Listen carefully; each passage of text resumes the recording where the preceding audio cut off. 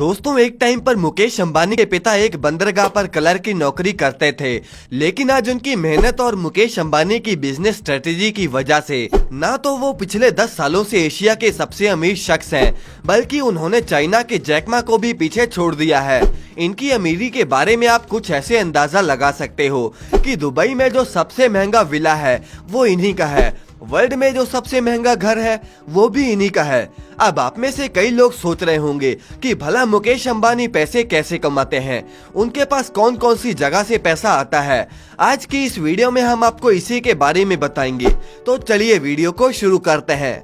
दोस्तों मुकेश अंबानी के पिता 18 साल में ही यमन चले गए और वहां पर क्लर्क की नौकरी करने लग गए। वहां पर उनके पिता को पता चला कि वहां के रियाल के सिक्कों में चांदी लगी हुई है, जिनकी कीमत उनके सिक्कों से ज्यादा है।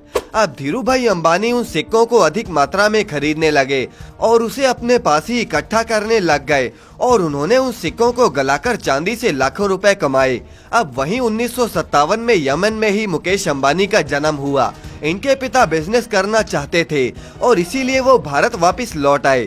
वापस आकर उन्होंने कपड़े और मसाले का बिजनेस शुरू किया। इसके बाद धीरू भाई ने खुद ही कपड़े बनाना शुरू कर दिया और 1966 में उन्होंने अपनी पहली फैक्ट्री शुरू करी, जिसका नाम था विमल, और वो फैक्ट्री भी एक बड़ा ब्रांड बन गई। दोस्तों दूसरी तरफ मुकेश अंबानी की स्कूलिंग भी एक मिडिल क्लास फैमिली की तरह ही हो रही थी। अब स्कूलिंग के बाद मुकेश अंबानी ने अपनी पढ़ाई मुंबई के सेंट जेवियर कॉलेज से करी और उन्होंने इंस्टीट्यूट ऑफ केमिकल इंजीनियरिंग में बीई की डिग्री को हासिल किया और मुकेश अंबानी आगे की पढ़ाई के लिए अमेरिका चले गए। उन्होंने स्टैनफोर्ड यूनिवर्सिटी में एडमिशन तो ले लिया, लेकिन वो बीच में ही पढ़ाई छोड़कर वापस भारत आ गए, क्योंकि उनके पिता का बिजनेस अच्छा खासा चल पड़ा था। असल में जब अंबानी अमेरिका में थे, उसी दौरान उनके पिता को पॉलिस्टर फिलामेंट धागे को बनाने का सरकारी लाइसेंस मिल गया। अब उन्होंने इस धागे को बनाने के लिए महाराष्ट्र में मैन्युफैक्चरिंग प्लांट लगाया और मुकेश अंबानी ने वापस आकर रिलायंस इंडस्ट्रीज में हाथ बटाना शुरू कर दिया। पहले तो मुकेश अंबानी किसी के अंडर काम करते थे, लेकिन धीरू भाई ने जब देखा कि मुकेश अंबानी अब रिस्पॉन्सिबल हो गए हैं, तो फिर उन्हें अपने सभी डिसीजन लेने की आजादी मिल गई। 1986 में धीरू भाई को ब्रेन स्ट्रोक हुआ और सारे काम की जिम्मेदारी मुकेश अंबानी और उनके भाई अनिल अंबानी के सर पर आ गई।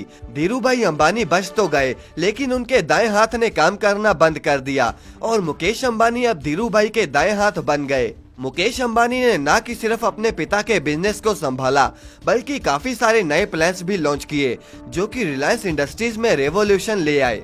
अब 1995 में मुकेश अंबानी ने रिलायंस कम्युनिकेशन की शुरुआत करी।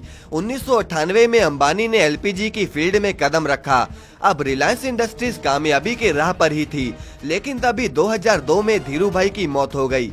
अब मुकेश अंबानी और अनिल अंबानी दोनों में काफी मतभेद हुई, कंपनी को काफी नुकसान हुआ। दोनों भाइयों में बंटवारे के बाद मुकेश अंबानी ने अपने बिजनेस को आगे बढ़ाना शुरू कर दिया। 2006 में रिलायंस रिटेल ने भी मार्केट में कदम रखा। अब इसका main source Reliance fresh, Reliance trends, Reliance footprint और रिलायंस डिजिटल है। रिलायंस ने 2010 में टेलीकॉम इंडस्ट्री शुरू करी और 2016 में रिलायंस ने जियो को इसी के अंडर लॉन्च किया, जिसने टेलीकॉम इंडस्ट्री को तहस नहस कर डाला।